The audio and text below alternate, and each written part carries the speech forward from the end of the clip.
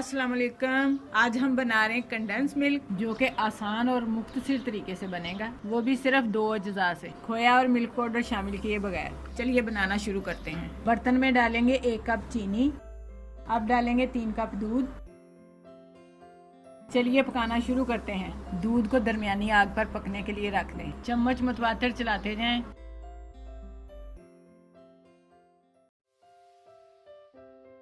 दरमियानी आग पर चम्मच चलाते हुए हमें आधा घंटा हो चुका है। दूध पकते हुए आहिस्ता आहिस्ता गाढ़े पानी की तरफ जा रहा है। आप चम्मच आहिस्ता आहिस्ता चलाते जाएं।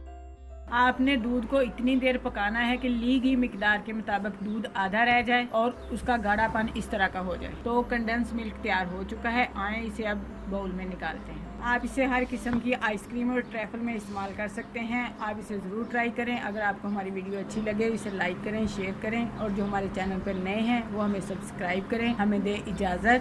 अपना बहुत सा ख्याल रखें, हमें दुआओं में याद रखें। अल्लाह हाफिज़।